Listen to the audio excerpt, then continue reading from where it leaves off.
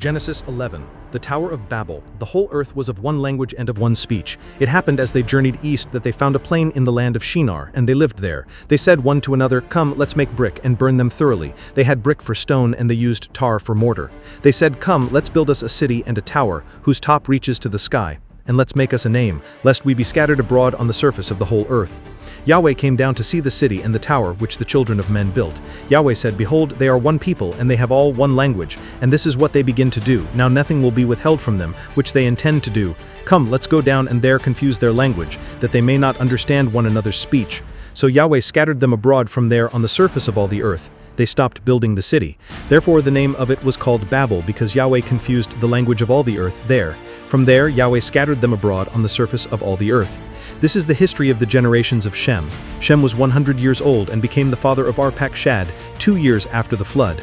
Shem lived after he became the father of Arpachshad 500 years and became the father of sons and daughters. Arpachshad lived 35 years and became the father of Shelah. Arpachshad lived after he became the father of Shelah 403 years and became the father of sons and daughters. Shelah lived 30 years and became the father of Eber.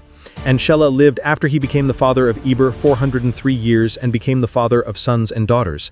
Eber lived 34 years and became the father of Peleg. Eber lived after he became the father of Peleg 430 years and became the father of sons and daughters. Peleg lived 30 years and became the father of Reu.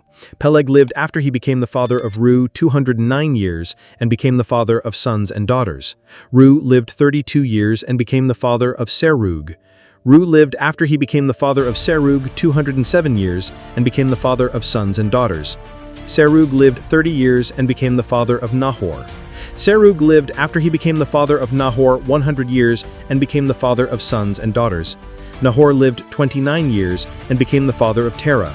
Nahor lived after he became the father of Terah 119 years and became the father of sons and daughters. Terah lived 70 years and became the father of Abram, Nahor, and Haran. Now this is the history of the generations of Terah. Terah became the father of Abram, Nahor, and Haran. Haran became the father of Lot. Haran died before his father Terah in the land of his birth in Ur of the Chaldees.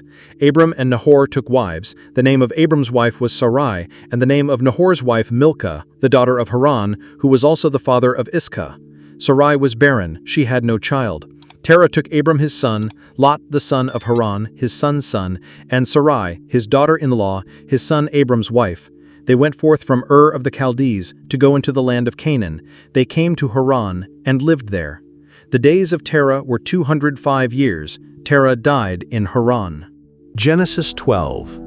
Abram's call and migration. Now Yahweh said to Abram, "Get out of your country, and from your relatives, and from your father's house, to the land that I will show you. I will make of you a great nation. I will bless you and make your name great.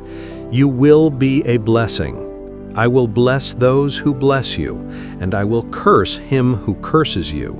In you will all of the families of the earth be blessed." So Abram went, as Yahweh had spoken to him. Lot went with him. Abram was 75 years old when he departed out of Haran. Abram took Sarai, his wife, Lot, his brother's son, all their substance that they had gathered, and the souls who they had gotten in Haran, and they went forth to go into the land of Canaan. Into the land of Canaan they came. Abram passed through the land to the place of Shechem, to the oak of Moreh. The Canaanite was then in the land. Yahweh appeared to Abram and said, "To your descendants I will give this land." He built an altar there to Yahweh, who appeared to him. He left from there to the mountain on the east of Bethel, and pitched his tent, having Bethel on the west and Ai on the east. There he built an altar to Yahweh, and called on the name of Yahweh. Abram journeyed, going on still toward the south. There was a famine in the land. Abram went down into Egypt to sojourn there, for the famine was sore in the land. It happened, when he was come near to enter into Egypt, that he said to Sarai his wife, "See now, I know that you are a beautiful woman to look on. It will happen, when the Egyptians will see you, that they will say, 'This is his wife.' They will kill me, but they will save you alive. Please say that you are my sister, that it may be well with me for your sake, and that my soul may live because of you." It happened that when Abram had come into Egypt, the Egyptians saw that the woman was very beautiful. The princes of Pharaoh saw her and praised her to Pharaoh, and the woman was taken into Pharaoh's house. He dealt well with Abram for her sake. He had sheep and oxen and he-asses and men-servants and maidservants and she-asses and camels. Yahweh plagued Pharaoh and his house with great plagues because of Sarai, Abram's wife. Pharaoh called Abram and said, "What is this that you have done to me? Why didn't you tell me that she was your wife? Why did you say, 'She is my sister,' so that I took her to be my wife? Now therefore see your wife, take her and go your way." Pharaoh gave men charge concerning him, and they brought him on the way, and his wife, and all that he had. Genesis chapter 13. Abram separates from Lot. Abram went up out of Egypt, he, his wife, all that he had, and Lot with him, into the south. Abram was very rich in cattle, in silver, and in gold.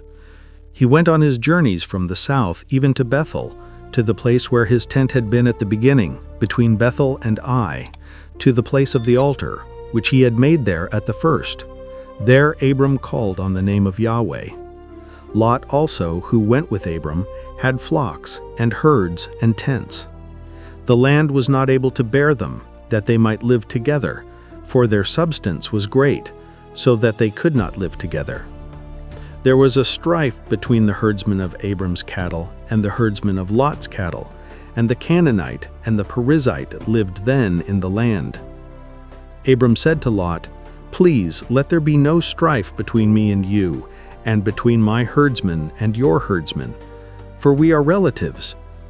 Isn't the whole land before you? Please separate yourself from me. If you go to the left hand, then I will go to the right. Or if you go to the right hand, then I will go to the left."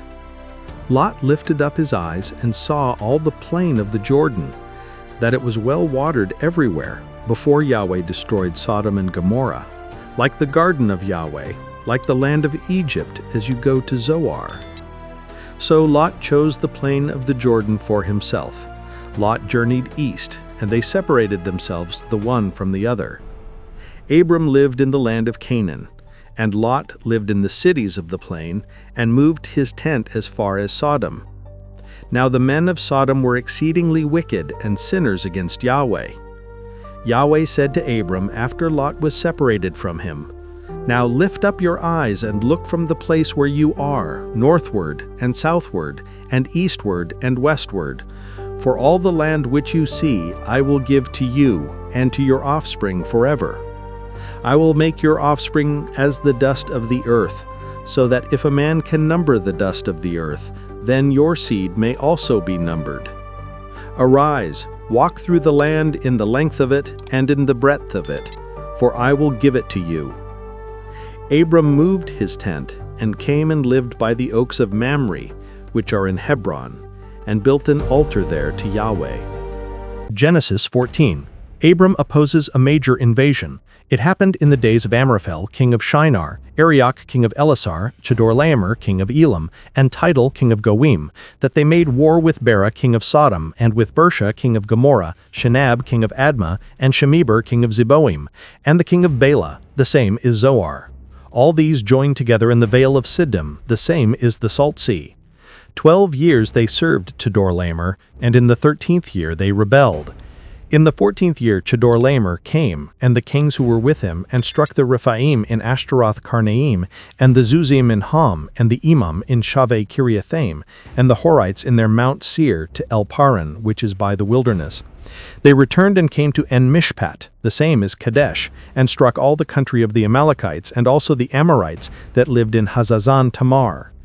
There went out the king of Sodom, and the king of Gomorrah, and the king of Admah, and the king of Zeboim, and the king of Bela, the same as Zoar.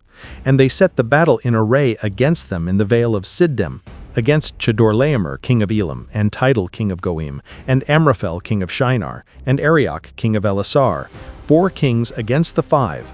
Now the vale of Sodom was full of tar pits, and the kings of Sodom and Gomorrah fled, and they fell there, and those who remained fled to the mountain. They took all the goods of Sodom and Gomorrah, and all their victuals, and went their way. They took Lot, Abram's brother's son, who lived in Sodom, and his goods, and departed. One who had escaped came and told Abram, the Hebrew. Now he lived by the oaks of Mamre the Amorite, brother of Eshcol and brother of Aner, and these were confederate with Abram. When Abram heard that his relative was taken captive, he led forth his trained men, born in his house, 318, and pursued as far as Dan. He divided himself against them by night, he and his servants, and struck them, and pursued them to Hobah, which is on the left hand of Damascus. He brought back all the goods, and also brought back his relative Lot, and his goods, and the women also, and the people. The king of Sodom went out to meet him, after his return from the slaughter of Chedorlaomer and the kings who were with him, at the vale of Shaveh, the same as the king's vale. Melchizedek king of Salem brought forth bread and wine, and he was priest of God Most High.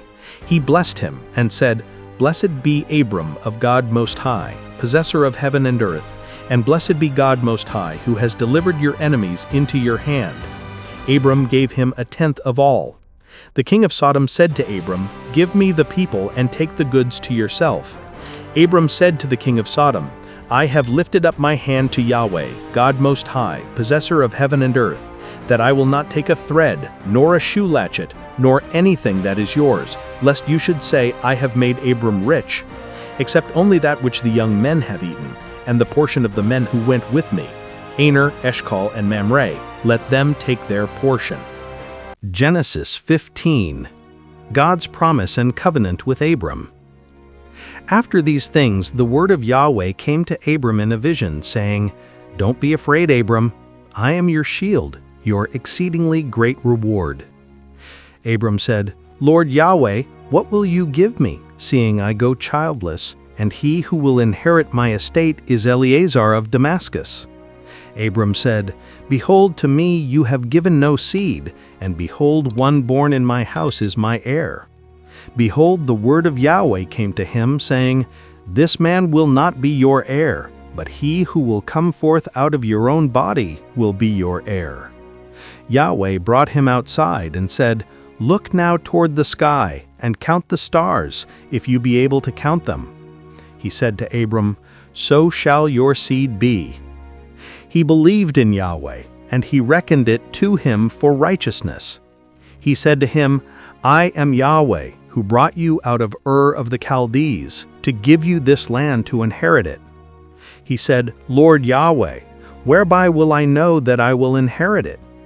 He said to him, Take me a heifer 3 years old, a female goat 3 years old, a ram 3 years old, a turtle dove, and a young pigeon.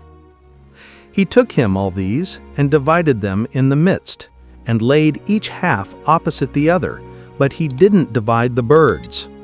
The birds of prey came down on the carcasses, and Abram drove them away. When the sun was going down, a deep sleep fell on Abram. Now terror and great darkness fell upon him. He said to Abram, Know for sure that your seed will be sojourners in a land that is not theirs, and will serve them. They will afflict them 400 years. I will also judge that nation whom they will serve. Afterward they will come out with great substance. But you will go to your fathers in peace. You will be buried in a good old age. In the 4th generation they will come here again, for the iniquity of the Amorite is not yet full. It came to pass that, when the sun went down and it was dark, behold, a smoking furnace and a flaming torch passed between these pieces. In that day Yahweh made a covenant with Abram, saying, To your seed have I given this land, from the river of Egypt to the great river, the river Euphrates, the Kenites, the Kenuzzites, the Cadmonites, the Hittites, the Perizzites, the Rephaim, the Amorites, the Canaanites, the Girgashites, and the Jebusites. Genesis 16. Hagar and her son Ishmael. Now Sarai, Abram's wife, bore him no children. She had a handmaid, an Egyptian, whose name was Hagar. Sarai said to Abram, "See now, Yahweh has restrained me from bearing. Please go in to my handmaid. It may be that I will obtain children by her." Abram listened to the voice of Sarai. Sarai, Abram's wife, took Hagar the Egyptian, her handmaid, after Abram had lived 10 years in the land of Canaan, and gave her to Abram, her husband, to be his wife. He went in to Hagar, and she conceived. When she saw that she had conceived, her mistress was despised in her eyes. Sarai said to Abram, "This wrong is your fault. I gave my handmaid into your bosom, and when she saw that she had conceived, I was despised in her eyes. Yahweh, judge between me and you." But Abram said to Sarai, "Behold, your maid is in your hand. Do to her whatever is good in your eyes." Sarai dealt harshly with her, and she fled from her face. The angel of Yahweh found her by a fountain of water in the wilderness, by the fountain in the way to Shur. He said, "Hagar, Sarah's handmaid, where did you come from? Where are you going?" She said, "I am fleeing from the face of my mistress, Sarai." The angel of Yahweh said to her, "Return to your mistress and submit yourself under her hands." The angel of Yahweh said to her, "I will greatly multiply your seed, that they will not be numbered for multitude."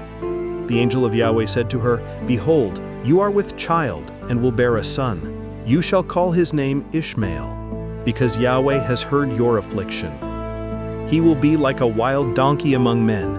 His hand will be against every man, and every man's hand against him. He will live opposite all of his brothers." She called the name of Yahweh who spoke to her, "You are a God who sees." For she said, "Have I even stayed alive after seeing him?"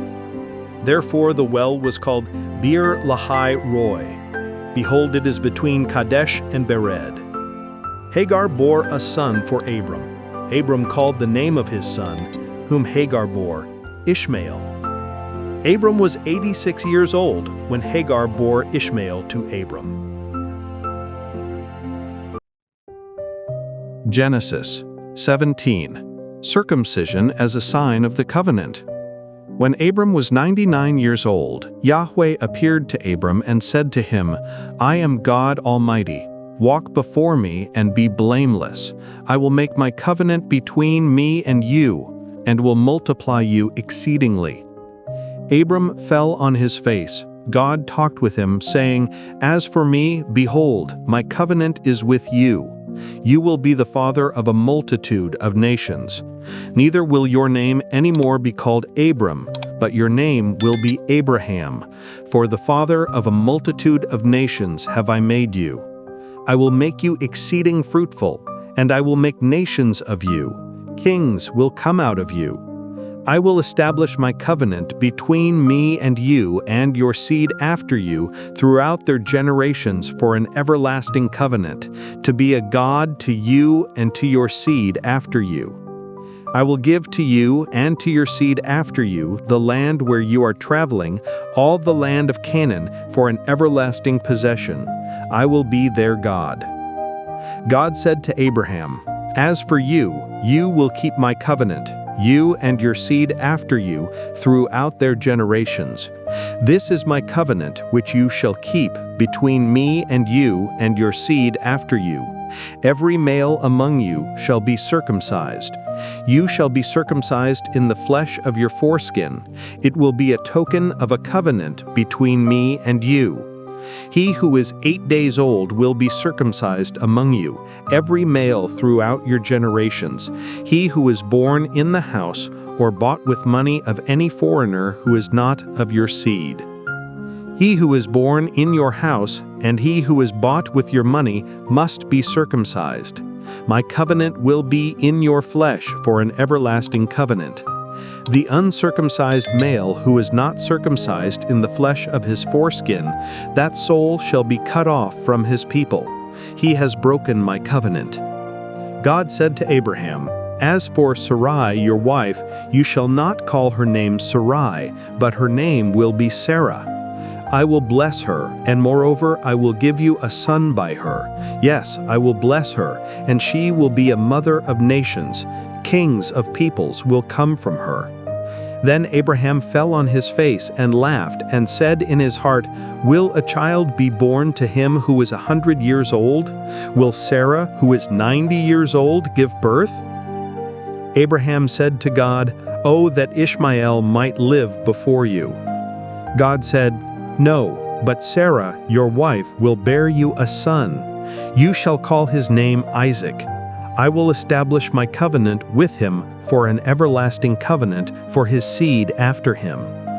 As for Ishmael, I have heard you.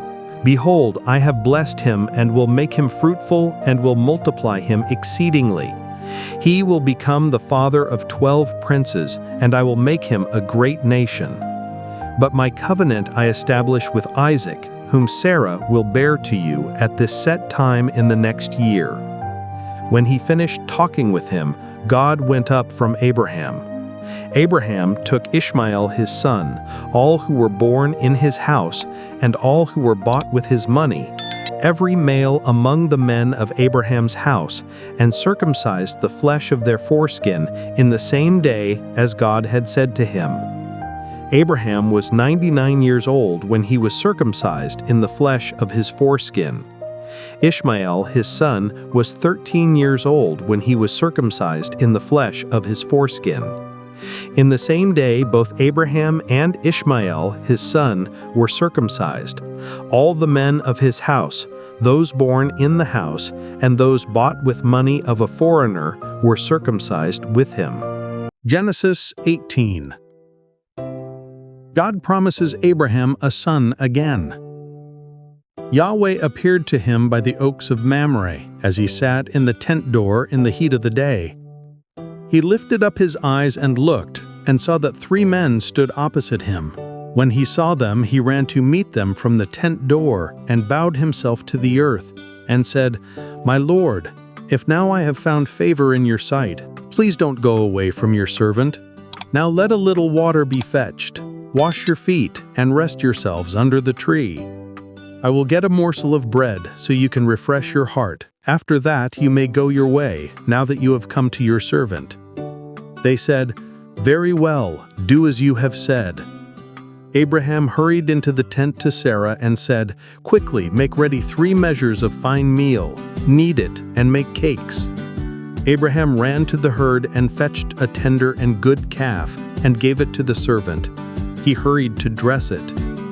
He took butter, milk, and the calf which he had dressed, and set it before them. He stood by them under the tree, and they ate. They said to him, "Where is Sarah, your wife?" He said, "See, in the tent." He said, "I will certainly return to you when the season comes round. Behold, Sarah your wife will have a son." Sarah heard in the tent door which was behind him. Now Abraham and Sarah were old, well advanced in age. It had ceased to be with Sarah after the manner of women. Sarah laughed within herself, saying, "After I have grown old, will I have pleasure, my Lord being old also?" Yahweh said to Abraham, "Why did Sarah laugh, saying, 'Will I really bear a child, yet I am old?' Is anything too hard for Yahweh? At the set time I will return to you, when the season comes round, and Sarah will have a son." Then Sarah denied, saying, "I didn't laugh," for she was afraid. He said, "No, but you did laugh." The men rose up from there and looked toward Sodom. Abraham went with them to see them on their way. Yahweh said, "Will I hide from Abraham what I do, seeing that Abraham has surely become a great and mighty nation, and all the nations of the earth will be blessed in him? For I have known him, to the end that he may command his children and his household after him, that they may keep the way of Yahweh, to do righteousness and justice, to the end that Yahweh may bring on Abraham that which he has spoken of him." Yahweh said, "Because the cry of Sodom and Gomorrah is great, and because their sin is very grievous, I will go down now and see whether they have done altogether according to the cry of it, which has come to me. If not, I will know." The men turned from there and went toward Sodom, but Abraham stood yet before Yahweh. Abraham drew near and said, "Will you consume the righteous with the wicked? What if there are 50 righteous within the city? Will you consume and not spare the place for the 50 righteous who are therein? Be it far from you to do things like that, to till the righteous with the wicked, that so the righteous should be as the wicked. May that be far from you. Shouldn't the judge of all the earth do right? Yahweh said, If I find in Sodom 50 righteous within the city, then I will spare all the place for their sakes. Abraham answered, See now, I have taken it on myself to speak to the Lord, who am but dust and ashes. What if there will lack 5 of the 50 righteous? Will you destroy all the city for lack of 5? He said, I will not destroy it if I find 45 there. He spoke to him yet again and said, What if there are 40 found there? He said, I will not do it for the 40's sake. He said, Oh, don't let the Lord be angry, and I will speak. What if there are 30 found there? He said, I will not do it if I find 30 there. He said, See now, I have taken it on myself to speak to the Lord. What if there are 20 found there? He said, I will not destroy it for the 20's sake. He said, Oh, don't let the Lord be angry, and I will speak yet but once. What if 10 are found there? He said, I will not destroy it for the 10's sake. Yahweh went his way as soon as he had finished communing with Abraham, and Abraham returned to his place. Genesis 19. Corruption in Sodom, Sodom and Gomorrah. The 2 angels came to Sodom at evening. Lot sat in the gate of Sodom. Lot saw them and rose up to meet them. He bowed himself with his face to the earth, and he said, See now, my lords, please turn aside into your servant's house. Stay all night, wash your feet, and you will rise up early and go on your way. They said, No, but we will stay in the street all night. He urged them greatly, and they came in with him and entered into his house. He made them a feast and baked unleavened bread, and they ate. But before they lay down, the men of the city, the men of Sodom, surrounded the house, both young and old, all the people from every quarter. They called to Lot and said to him, Where are the men who came in to you this night? Bring them out to us, that we may have sex with them. Lot went out to them to the door and shut the door after him. He said, Please, my brothers, don't act so wickedly. See now, I have 2 virgin daughters. Please let me bring them out to you, and do you to them as is good in your eyes. Only don't do anything to these men, because they have come under the shadow of my roof. They said, Stand back.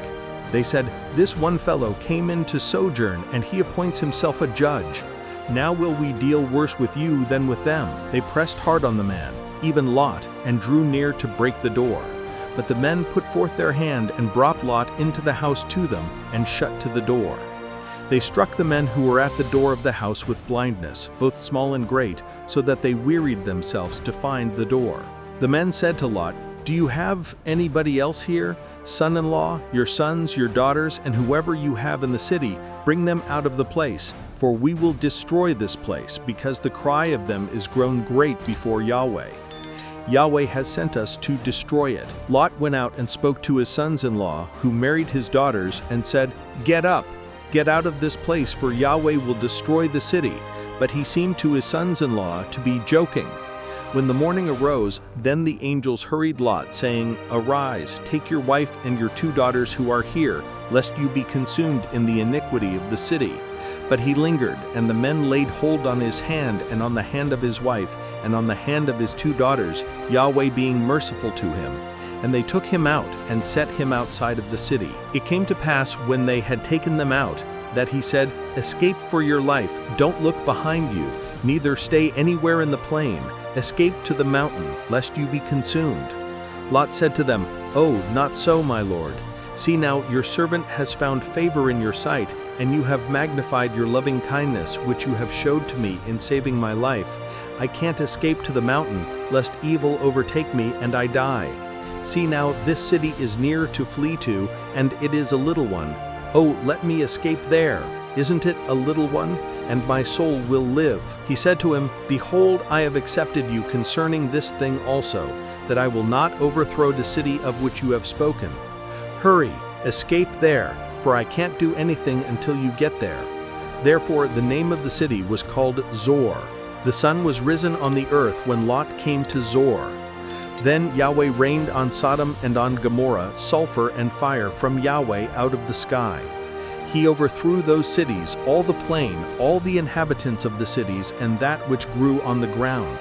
But his wife looked back from behind him, and she became a pillar of salt. Abraham got up early in the morning to the place where he had stood before Yahweh. He looked toward Sodom and Gomorrah and toward all the land of the plain, and looked and saw that the smoke of the land went up as the smoke of a furnace. It happened when God destroyed the cities of the plain, that God remembered Abraham and sent Lot out of the midst of the overthrow, when he overthrew the cities in which Lot lived. Lot went up out of Zoar and lived in the mountain, and his 2 daughters with him, for he was afraid to live in Zoar. He lived in a cave with his 2 daughters. The firstborn said to the younger, "Our father is old, and there is not a man in the earth to come in to us after the manner of all the earth. Come, let's make our father drink wine, and we will lie with him, that we may preserve our father's seed." They made their father drink wine that night, and the firstborn went in and lay with her father. He didn't know when she lay down, nor when she arose. It came to pass on the next day that the firstborn said to the younger, "Behold, I lay last night with my father. Let us make him drink wine again tonight. You go in and lie with him, that we may preserve our father's seed." They made their father drink wine that night also. The younger arose and lay with him. He didn't know when she lay down, nor when she arose. Thus both of Lot's daughters were with child by their father. The firstborn bore a son and named him Moab. The same is the father of the Moabites to this day. The younger also bore a son and called his name Ben-Ami. The same is the father of the children of Ammon to this day. Genesis 20. Abraham and Abimelech. Abraham journeyed from there toward the land of the south, and lived between Kadesh and Shur. He sojourned in Gerar. Abraham said about Sarah his wife, "She is my sister." Abimelech king of Gerar sent and took Sarah. But God came to Abimelech in a dream of the night, and said to him, "Behold, you are a dead man because of the woman whom you have taken, for she is a man's wife." Now Abimelech had not come near her. He said, "Lord, will you kill even a righteous nation? Didn't he tell me she is my sister?"